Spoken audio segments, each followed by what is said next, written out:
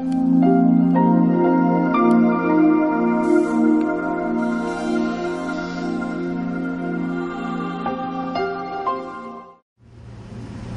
we get rid of NEP and say, let's help the poor, we'll still be helping the Malays. But they don't want to do that. Why? Because which kind of Malays are being helped? Is it the poor? Or is it the Malay who knows people? You see, this is my problem. I think we should be looking at our country and we should be thinking of helping everybody who deserves the help. Not because of your race, but because of your economic situation. Right? But no, this is how we think. We think totally in terms of race. And even opposition, sama juga, everybody is racist. If we're honest with ourselves, everybody is racist. We have to get out of that. And it's hard. It's going to be really hard. Okay? And because of this racial politics, it has also led to racial superiority. The concept of racial superiority, that one race is superior to another race. This is crazy. It goes against all tenets of all religions. It cannot be accepted. But this is the way, this is the thinking, you see. And politically, alright, because of the gerrymandering, let's say there is gerrymandering. Okay? Keadilan got, and I'm not a Keadilan supporter, in case anyone, I don't support any political parties. Because they all have dress codes about hair and things like that. Keadilan got almost 10% of the popular vote, They got one seat. Right? On average, it takes about 16,000 votes for a Barisan Nasional fellow to get a seat. On average, it takes about 180,000 votes for an opposition person to get a seat. Why is that? Because they fool around with the gerrymandering. The registration is hilarious. I tried to change my address. Finally, it's changed. 2 months. What is so difficult? I have my card. The my card is produced by you, kerajaan. Kerajaan yang bagi saya my card, bukan saya yang buat my card. My card is your card. Alright, okay. My card dah kata, dah tukar my address to change to PJ South. Okay, it should be done like that. Kita sekarang, dah ada spaceman semua, they're very advanced. Alright, okay, so what can you do? Alright, I don't know, man. I mean, for one thing, let's look at the arrogance of those in power. Tens of thousands of people have taken to the street. Tens of thousands of all races have taken to the streets. Over the past 2-3 months, we've had 3 major demonstrations. The Bar Council, the most best dressed one. Okay, if you look at the bar, they're very, they're tired, they're bent down. And then when it started raining, these bloody lawyers, my shoes! My shoes! I have to buy new shoes! Okay, and then we had the birthday rally, which was about 40,000 people. Alright, and then we had the Hendra rally, which is what 30, 20, depends who you talk to lah. If you talk to the NYC, they say it's 500 people and they're all gangsters. Alright, so it depends who you talk to lah. But we're talking about puluh-puluh ribu people, okay? And then, what is the response? The opposition tools, not our culture. You have the ballot box.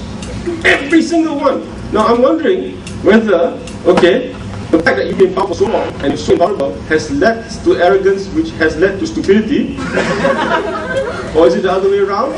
Come on, man, give me some credit lah. Give the people of Malaysia some credit. Think of something else to say. All right. Now, what can you do? Those of you in public universities, haha, dudes, got problem, huh? Use your imagination. Okay. The reason why we have lawyers is because laws can be broken and bent. If laws are 100% strict, cannot be changed, you cannot circumnavigate, then what's the point of having lawyers? Right? This is our job. To find the ways around. You've got to find the ways around.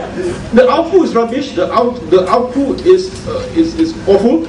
How do you get around it? Find ways around it. Find ways. Look, I know they're in the room because I've seen that. Some kids in UKM, which is so much more conservative than UM. Believe it or not, it's true.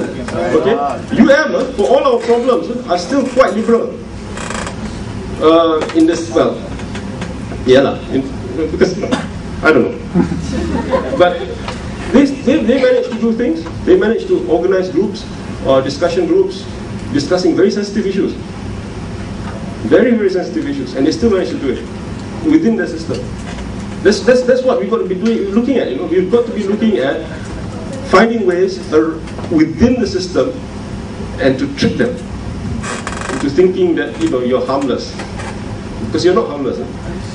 People are not harmless. But they want us to think we are harmless. Right? We have to discuss things.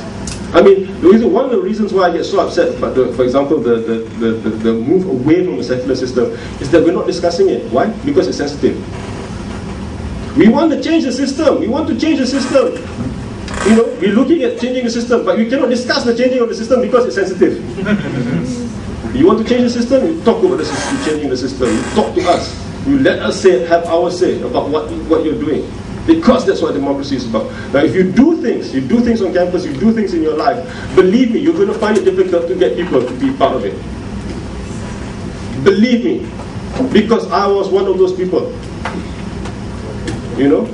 Look, if you give me a choice, I want to watch movies, I want to watch football, and on Saturday nights, I want to go out late so that I don't have to wake up early on Sunday mornings. That's what I want to do, and that's what most people want to do. They just want to have a good time. Alright? But trust me, believe me, if enough people get together, whether you like it or not, your activities, your strength, your idealism will seep through to the consciousness of those around you, even if they're not directly involved. You go in, see, over here, the universities are more or less the same. But in the UK, they're different. You have conservative universities, you have liberal universities, you have left-wing universities, you have communist universities. And you can see that one of the reasons, not everybody is like that, because most students just want to go to the pub in England. Right?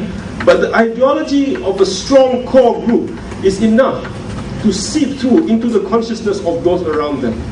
And ladies and gentlemen, the fact that you are here this morning listening to old people shows a dedication which I believe is the way forward.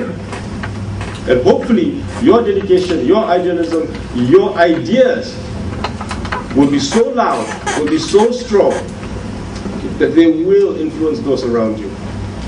Thank you very much.